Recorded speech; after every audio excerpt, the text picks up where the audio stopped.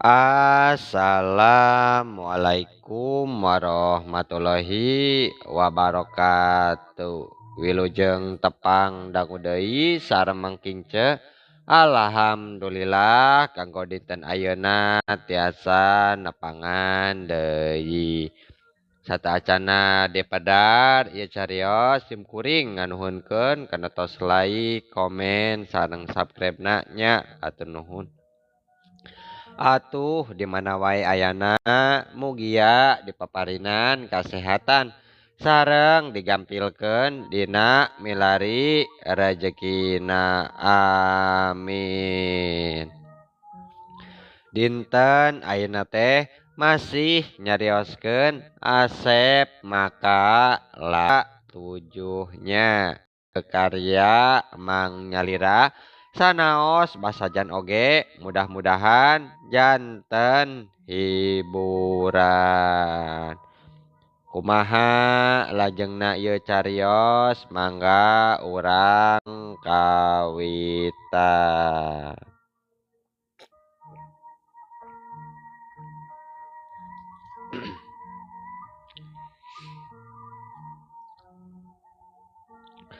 Nya harita aki jebag anu ngabandungan ti kaanggangan kaget lain dikieuna sabab ngarti kana kajadian saterusna bakal kumaha.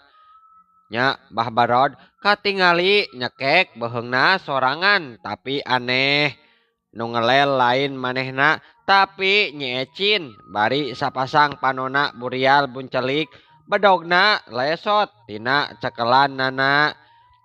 Licik berod maneh licik hiat wae durugdug rasa mokaha nyeis ningali nyeecin nu jadi kitu langsung ngadurugdug lumpat kituna bari nojoskeun bedog kana beteungna Mbah Berod.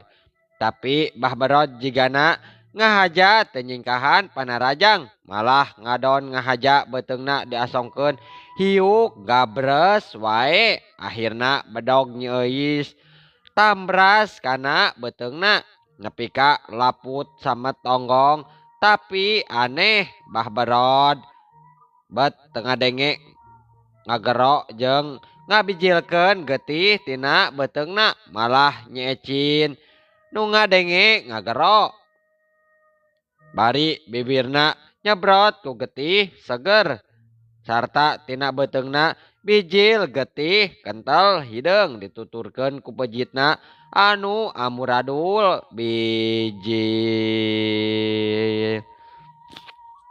Ningali kana kajadian eta nyeecin langsung ngajerit panjang. Nyeecin cek Nyi Euis bener-bener ternyangka kajadian bakal gitu gebru wae kerejet kulahek nyeecin awakna tembong ngagedebru rubuh nangkuban nyuuh dina luhur taneuh terus kerejetan sukuna sakedeung tuluy cicing pikeun salilana tandaning raga ninggalkeun nyawa.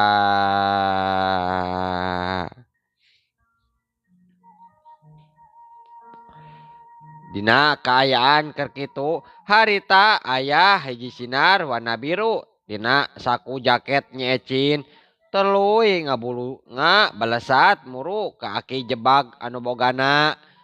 Ku aki jebag geuwat ditewak harita ku leungeunna.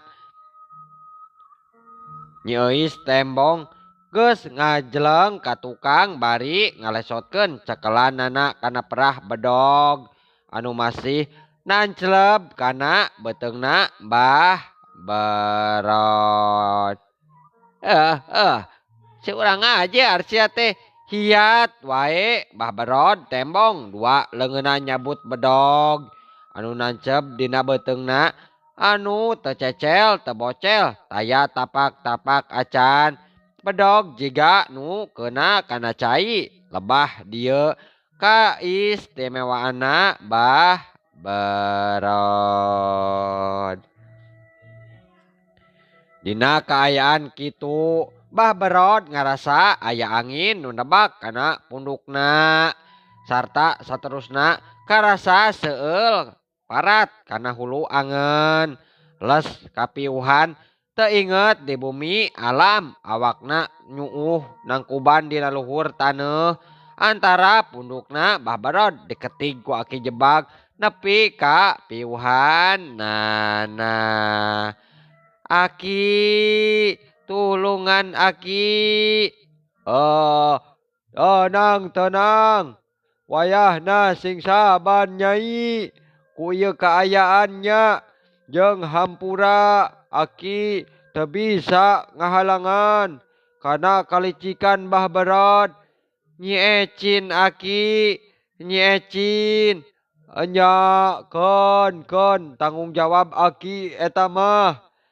Ayeuna mah hayu nyai urang indit ayeuna mah tinggalkeun ieu patempatan datangan pasantren Mama Kiai Halimi sarta bejakeun nya kajadian di ieu patempatan bejakeun bah ka pasantren kitu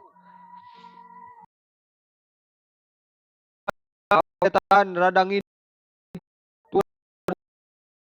ieu butuh waktu 5 peuting di perjalanan tapi ku ayeuna eta jimat ti aki nu dibawa ku nyai ayeuna perjalanan nyai moal kungsi 5 poe malah isukan oge nyai bakal langsung nepi ka nu di tempat nu dituju sok buru ina Mama Kiai ngaranna pesantren Al Ikhlas nyai cek aki jebag anu langsung nitah indit ka Nyi Euis ninggalkeun eta patempatan.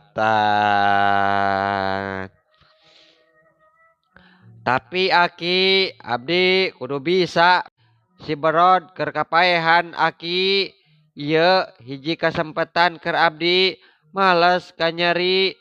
Oh, memang bah berod teh keur kapiuhan nyai tapi urang teu bisa samena-mena ngabinasa kajalma nu teu walakaya jeung deui dina kaayaan dirina keur sadar aki oge cantang tu mampu nungkulan kakuatan jalma eta sok buru nyai tuturkeun wae ka hayang aki tinggalkeun ieu patempatan sarta minta bantuan nya ka pihak Mama Kiai sabab ukur ti pihak aranjeuna anu bakal mampu ngungkulan kakuatan si berod.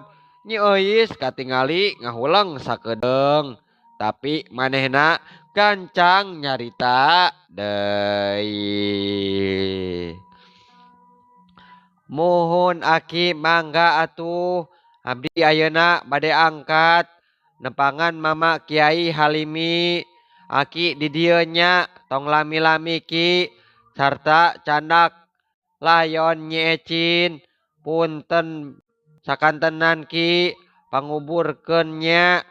Oh nya nyai heug wae jug nyai ngan hampura aki teu bisa nyalametkeun nyawa batur nyai tina tindakan bah berod anu talenges wayahna nya sabab aki ngan sakieu geuning kamampuhanana cek aki jebag deui kituna. Muhun aki tasawios tos kedahna kitu meureun nasib rerencangan abdi kudu ajal ku jalma jahat tembal Nyi Ecin kituna ngan dina kaayaan keur kitu bah berod katingali sukuna usik panonna beunta bibirna sumengir ngarasakeun linu dina pundukna nu masih keneh ka rasang ngadorongkeun awakna Nyi Euis sangkan buru-buru indit ti eta patempatan. Nyi Euis teu loba ngomong deui ngan deregdeg bae lumpat ninggalkeun eta patempatan.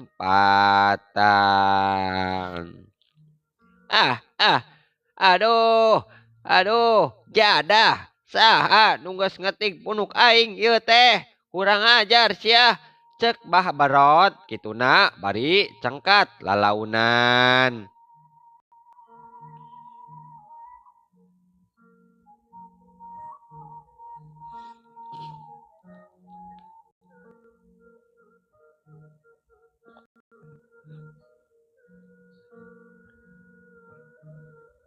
Nya geus kitu mah bah barot ningali aya hiji jalma nu keur nangtung hareupeun deket layon Nyi Ecin nu tetep dina kaayaan nangkuban sedengkeun Nyi Euis mah geus eueuh. Buuk Nyi Ecin nu diteureuy buleud ku Mbah Barod geus ngacleng kaluar tina bahamna nalika punduk diketig ku aki jebag ti tukang.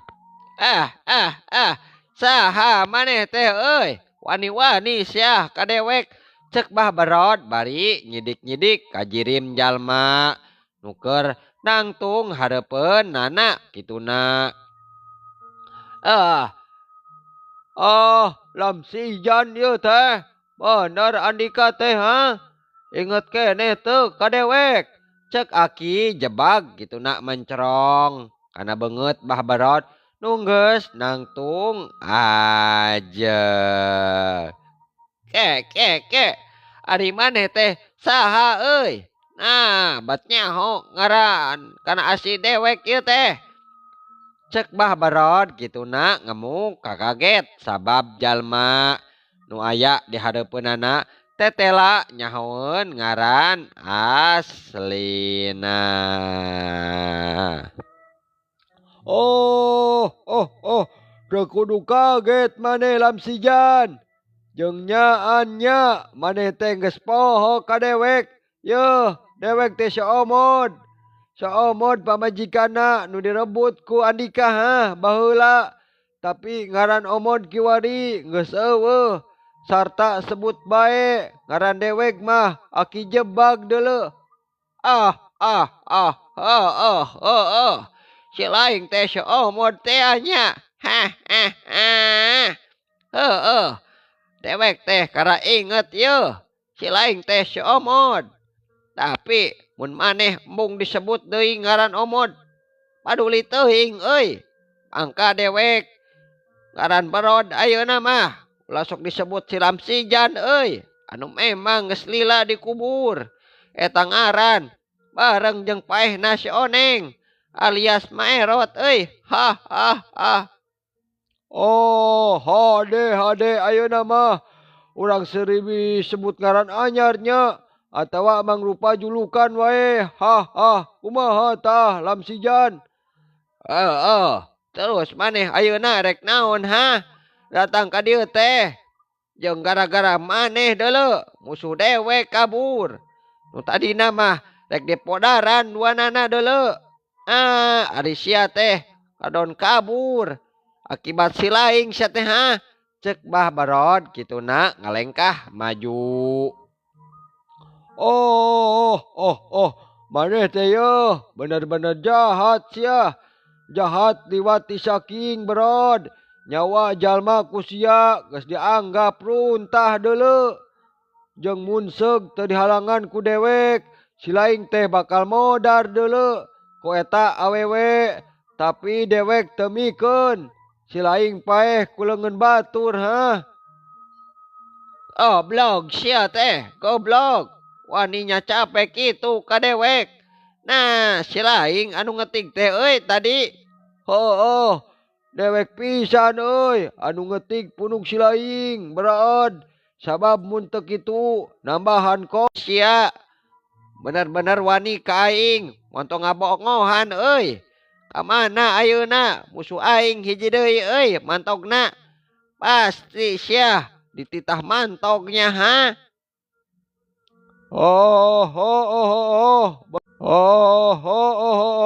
Bener pisan ku dewek di pesantren. Kumaha Kiai Halimi pikeun ngabagaan di ieu patempatan serta ngabajakeun yen maneh bakal ngajorag ka eta tempat ngarti maneh Aki jebag kituna. Bah berod tembong ngahuleng sakedeung tapi telila pok nyarita deui.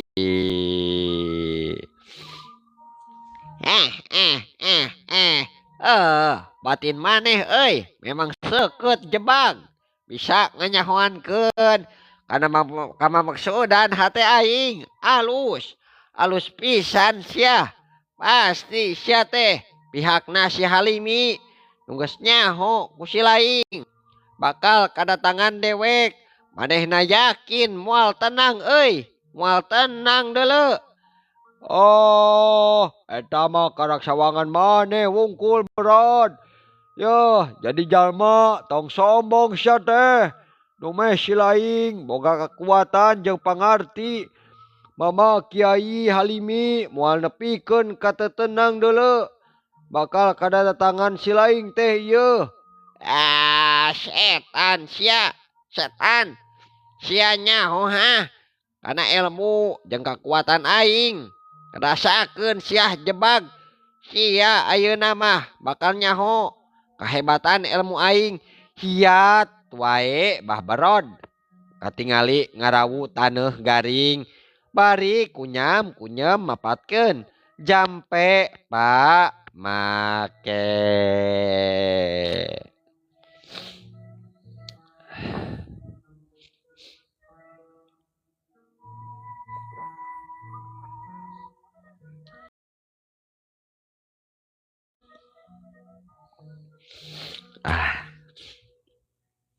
Nya aki jebak langsung surti karena keayaan gewat meremkeun panona duanana. Rapet-rapet leungeun katuhu ngajewang regang awi garing sarta kajadian saterusna ningali taneuh dina leungeun mah berod jadi ngabijilkeun haseup bodas malah ngaluarkeun sora anu ngajorojos tarik.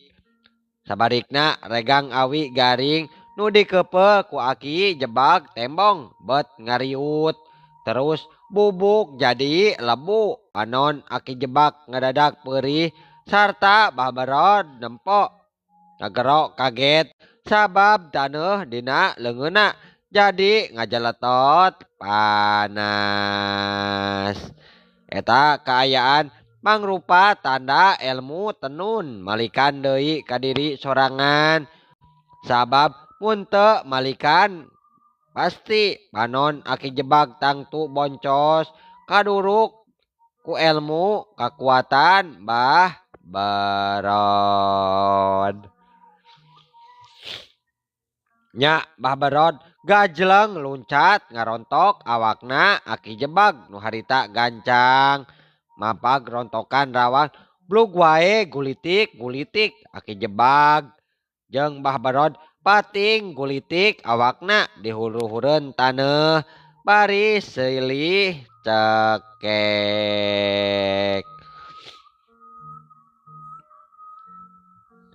Aki jebag anu keur kabeneran nangkarak dihandap ditonjok ku peureupna ku bah berod satakeur kebek hiuk gebro. Aduh ngagero aki jebag ger cer getih tina liang irungna tembong bijil tapi teu eleh geleng aki jebag gancang ngabales tindakan mah berod. Gadona ditotog ku peureupna buleud make kakuatan meh sapi nu heuna.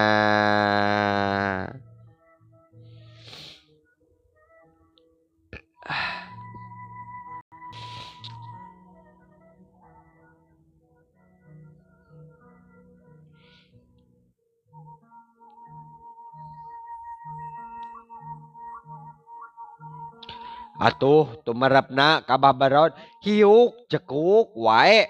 Aduh lenggak bah berod nyengir bari ngalenggak ku aki jebag disusul tepus dadana dihantam ku dua peureupna hiuk jebrod wae.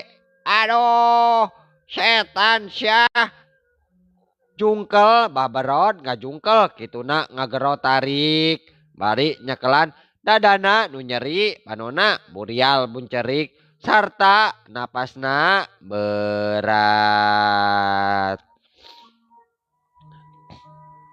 Korejat aki jebak gancang ngorejat kituna napur natur napasna beheungna nu masih nyeri urut dicekek ku Mbah Barod sedengkeun Mbah Barod katingali hudang lalaunan bari masih sumengir karasakeun nyeri dada panona terus mencerong ka aki jebag bari euy jebag atawa rek nyerah maneh teh euy supaya ku dewek sia bisa keneh euy nyorang hirup nu leuwih panjang deuleu. Oh, oh, oh, ulah waka sombong Andika Brod. Sabab kuring can rumasan. Sabab kuring can rumasa ka deuleu. Ade, ade, wang mimitian deui tarung ngadu teluh ayeuna. Sia bakal sanggup moal nadah teluh ti aing cek Mbah Barod gituna sayaga diri neruskeun tarung dina tahap ngadu teluh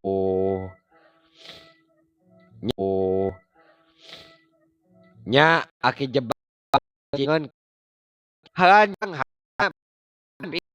mak diri tenerak nya harita Mbah Barod kabong ngarawu taneuh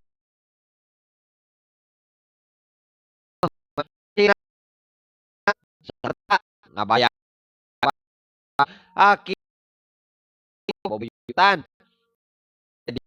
terusna hebat aki jebag ujug-ujug ngajungkel awakna ka tukang bari leungeunna nyekelan beteung nu karasa dipurilat purilit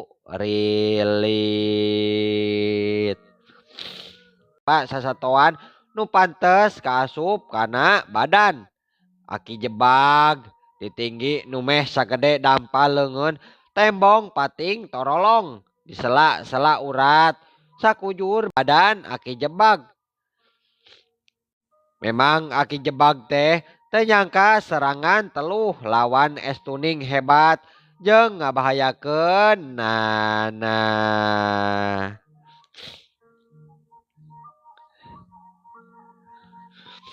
Aki jebag cengkat lalaunan semu nyangigir gejlok gejok tina gejlok bahamna nyebrot getih kentel campur taneuh oge genep titinggi pating torolong lulumpatan kituna terus ngaleungit telila gero Babarod ngagero bari awakna ngajungkel sabab genep titinggi nu ngiles kiwari pindah kana awakna Mbah Barod.